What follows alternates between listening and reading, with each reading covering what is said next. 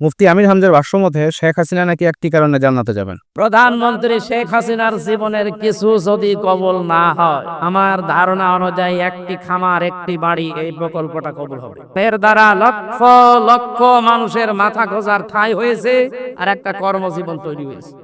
এটা কোরআনে কারিমের সূরা মুদ্দাসসিরের 43, 44, 45 নম্বর আয়াতের ব্যাখ্যা। উনি হয়তো কোরআন পড়ে বা যারা আলেম ওলামা আছে তারা পড়িয়েছে, বুঝিয়েছে, এই কারণে এই প্রকল্প চালু করেছিল। এটার দ্বারা লক্ষ লক্ষ মানুষ একটা মাথা গোজার মতো ঘর পেয়েছে, হালাল রুজি উপার্জন করার মতো একটা জায়গা পেয়েছে। আল্লাহ যেন তার এই কাজটা কবুল করে তার জীবনের অপরাধ মাফ করে দেয়। আর ভালো কাজ যেগুলোই করেছে, যে 560টা 64টা মসজিদ বানিয়েছে, কেন উনি মন্দির বানাতে পারতো না? তাহলে মানুষ সেজদা দিত না শিরিক করতো? অন্তত আর যাই হোক এই মসজিদগুলোতে 5 বার হলেও তো আল্লাহু আকবারে ধ্বনি তো উচ্চারণ হবে।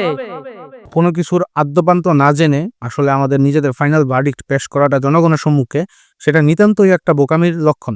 এখন মুফতি আমির হামজা তার স্লিপ অফ টাং বা জেল থেকে বের হওয়ার পরে উনি যে উল্টাপাল্টা বক্তব্য প্রদান করতেন, সেই বক্তব্যের কারণে কিন্তু উনি কয়েকবার সমালোচনার শিকার হয়েছেন। এখন প্রশ্ন হচ্ছে যে এই একটি বাড়ি একটি খামার প্রকল্পের কারণে শেখ হাসিনা জান্নাতে যাবেন কি যাবেন না, সেটা আসলে আমি বা আপনি ডিসাইড করার কেউ না। কারণ আমরা জানি উনি প্রকাশ্যে হোক কিংবা গোপনে প্রত্যেকটা খাত থেকে দুর্নীতি করেছেন, আর বাকিটা আল্লাহ তাআলা ভালো জানে।